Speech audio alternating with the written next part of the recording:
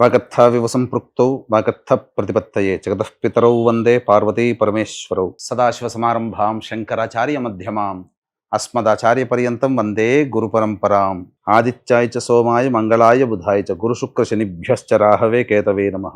శృంగేరి జగద్గురు పీఠాధిపతులకి కంచి పీఠాధిపతులకి నమస్కారములు తెలియజేసుకుంటూ కార్యక్రమాన్ని ప్రారంభిద్దాం. ఈ మార్చి నెల 16వ తారీఖు నుంచి 31వ తారీఖు వరకు 12 రాశులలో జన్మించినటువంటి వారికి ఏ విధంగా ఉండబోతుందో తెలుసుకునే ప్రయత్నం చేద్దాం. ముఖ్యంగా ఈ యొక్క గురువు వృషభ రాశిలో సంచారము, కుజుడు మిథున రాశిలో స్తంభించి సంచారము, అలాగే కేతువు కన్యా రాశిలో, మరియు శని భగవానుల వారు కుంభరాశిలో సంచారము. ఇక 12వ రాశి అయినటువంటి మీన రాశిలో శుక్రుడు, రాహువు, రవి, బుధుని యొక్క సంచార ప్రభావం వెరసి ఈ 12 రాశుల మీద ఈ నవగ్రహాల యొక్క ప్రభావం ఏ విధంగా ఉండబోతుంది, అలాగే మనము దైనందినటువంటి జీవితంలో భాగంగా 16వ తారీఖు నుంచి 31వ తారీఖు వరకు మంచి రోజులు ఏంటి, చెడ్డ రోజులు ఏంటి, ఏ రోజుల్లో ఖర్చు ఎక్కువగా ఉంటుంది, ఏ రోజుల్లో ఆదాయం ఎక్కువగా ఉంటుంది, ఏ రోజుల్లో అనుకున్నటువంటి పనులు పూర్తి చేసుకోగలుగుతారనే విషయాల గురించి క్లుప్తంగా తెలియజేసే ప్రయత్నం చేస్తాను. వీక్షించండి. ద్వాదశ రాశులలో భాగంగా మిథున రాశిలో జన్మించినటువంటి వారికి మార్చి 16 నుంచి 31వ తారీఖు వరకు ఏ విధంగా ఉండబోతుందో తెలుసుకునే ప్రయత్నం చేద్దాం.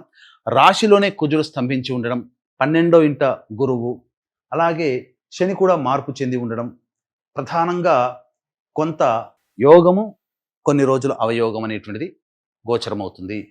ముఖ్యంగా ఈ రాశిలో జన్మించినటువంటి ఏ వ్యాపారస్తులకి యోగదాయకంగా ఉంటుంది అనేటువంటి విషయం కనుక చూసుకున్నట్లయితే, వస్త్రపరంగా అనగా క్లాత్స్ సంబంధించినటువంటి వ్యాపారములు, బొటిక్, బ్యూటీ పార్లర్ రంగంలో ఉన్నటువంటిది, అలాగే సంబంధించినటువంటి సౌందర్య సాధనాల సంబంధించినటువంటి వ్యాపారంలో ఉన్నటువంటి వాళ్ళు, బెవరేజెస్ రంగంలో ఉన్నటువంటి వాళ్ళు, అలాగే ప్రభుత్వపరమైనటువంటి ఉద్యోగస్తులు, ప్రభుత్వముతో లావాదేవీలు నడిపే కాంట్రాక్టర్లు, వ్యాపారస్తులు, అలాగే సిమెంట్, ఇసుక మరియు భూమికి సంబంధించినటువంటి వ్యాపారస్తులు, అంతేగా మైనింగ్ వ్యాపారస్తులు, అలాగే ప్లాస్టిక్ ఇండస్ట్రీ, చర్మ సంబంధమైనటువంటి వ్యాపారస్తులు, వీళ్ళందరికీ కూడాను యోగదాయకంగా ఉంటుంది. ఫుడ్కి సంబంధించినటువంటి వ్యాపారస్తులు, ఎడ్యుకేషనల్, జ్యువెలరీ రంగంలో ఉన్నటువంటి వాళ్ళు, అలాగే లాయర్లు మరియు ఎలక్ట్రానిక్ అండ్ ఎలక్ట్రికల్ రంగంలో ఉన్నటువంటి వాళ్ళు, రియల్ ఎస్టేట్ రంగంలో ఉన్నటువంటి వాళ్ళు, అలాగే ఈ సంబంధించినటువంటి భూమి నడుపుకునేటువంటి, భూమి దున్నుకునేటువంటి రైతులు, కూలీలు, కౌలుదారులు, వీళ్ళందరూ కూడాను కొన్ని విపత్కర పరిస్థితులన్నింటినీ ఎదుర్కోక తప్పదు. ముఖ్యంగా ఈ మిథున రాశిలో జన్మించినటువంటి వారికి ప్రధానంగా కంటకశని ప్రభావం అనేటువంటిది ఏర్పడబోతుంది. 29వ తారీఖు నుంచి శని దశమ స్థానంలో ప్రవేశం చేయడం, ఈ కారణం చేత మిథున రాశి వారికి కొన్ని ఇబ్బందికర పరిస్థితులు అనేటువంటి ఏర్పడతాయి. చేస్తున్నటువంటి వృత్తి, ఉద్యోగ, వ్యాపారాల్లో చాలా కీలకమైనటువంటి మార్పులు తీసుకొని వస్తాయి ఈ కారణం చేత. అంతేకాకుండా దశమ స్థానంలో శిష్టగ్రహ కూటమి, దశమ స్థానంలో సూర్యగ్రహణము, అలాగే దశమ స్థానంలోకి శని ప్రభావం కూడా చేరడం చేత చాలా ఇబ్బందికర పరిస్థితులు ఈ మిథున రాశిలో జన్మించినటువంటి వారు ఎదుర్కోక తప్పదు.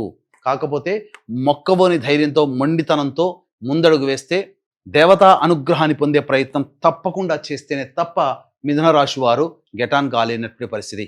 వాస్తవం చేదుగానే ఉంటుంది, కానీ పరిస్థితులు అనుభవిస్తున్నటువంటి వాళ్ళకి తెలుస్తుంది ఆ బాధ ఏంటో. అంతేకాకుండా ఈ మిథున రాశిలో జన్మించినటువంటి మహిళలు ముఖ్యంగా తమ కీర్తి, పేరు, ప్రతిష్టలకి భంగం కలిగేటువంటి సంఘటనలు చోటు చేసుకుంటాయి. మీ మీద అనగా స్త్రీల మీద కుటుంబ సభ్యులు అనవసరంగా నోరు పారేసుకోవడం కానీ, లేకపోతే బంధువులు చేస్తున్నటువంటి వృత్తి, ఉద్యోగ, వ్యాపారాల్లో తోటి వారు వాళ్ళందరూ కూడా అనవసరంగా మీ మీద లేనిపోని మాటలు కల్పించడం, తద్వారా కొంత మానసికమైనటువంటి కృంగుబాటికి గురే అవకాశం ఈ మిథున రాశిలో జన్మించినటువంటి మహిళలకి ఏర్పడబోతుంది. కాబట్టి జాగ్రత్తలు పాటించండి. దేవతా అనుగ్రహం పొందక తప్పని పరిస్థితి. షష్టగ్రహ కూటమి ప్రభావం మిథున రాశి వారికి చాలా విపత్కర పరిస్థితులు అనేటిని తీసుకొని వచ్చే అవకాశం ఉంది. కాబట్టి జాగ్రత్తలు పాటించండి.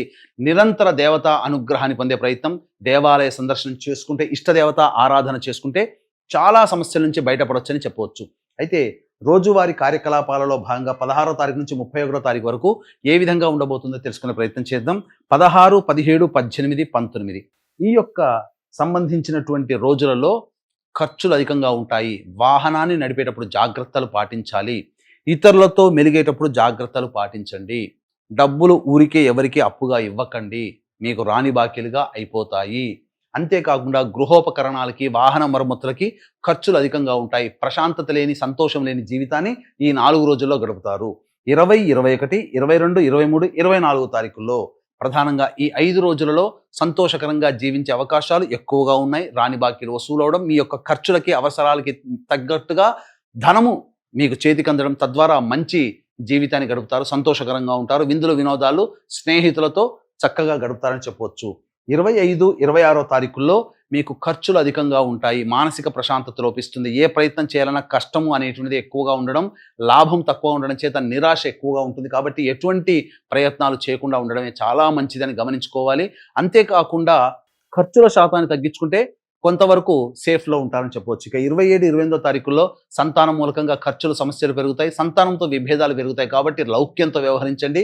అలాగే మీరు ఏ పని చేయాలన్నా అదృష్టం కలిసి రాకుండా ఉండడం, తద్వారా ఒకే పని ఎక్కువ సార్లు పూర్తి చేయడం అనేటువంటి జరుగుతుంది.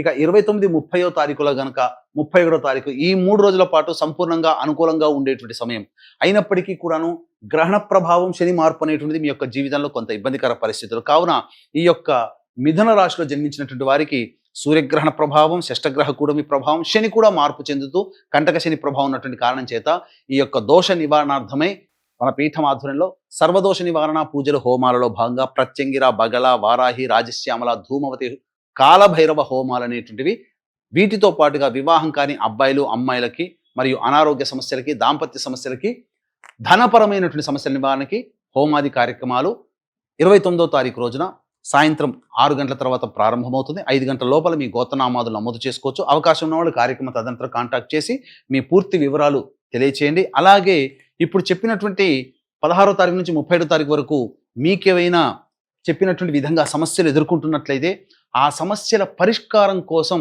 ఎటువంటి నియమాలు పాటించాలి, ఎటువంటి పరిహారాలు పాటించాలో తెలియజేయడం కోసం కార్యక్రమ తదనంతరం కాంటాక్ట్ చేసి మీ వివరాలు తెలియచేయవచ్చు. తద్వారా మీకున్నటువంటి సమస్యలు మీరు పరిష్కరించుకుంటారు. అంతేకాకుండా ఈ యొక్క మిథున రాశిలో జన్మించినటువంటి వారికి సాధారణం కంటే కాస్త ఎక్కువగానే కష్టాలు అనేటువంటివి ఉంటాయి. కాబట్టి జాగ్రత్తలు పాటించండి. ఇంకేమైనా సందేహాలు ఉంటే కార్యక్రమ తదనంతరం కాంటాక్ట్ చేసి వివరాలు తెలుసుకోవచ్చు. వీలైతే ఈ సర్వదోష నివారణ పూజల హోమాల్లో పాల్గొనే ప్రయత్నం చేయండి. సర్వం శ్రీ ఉమామహేశ్వర పరబ్రహ్మార్పణమస్తు.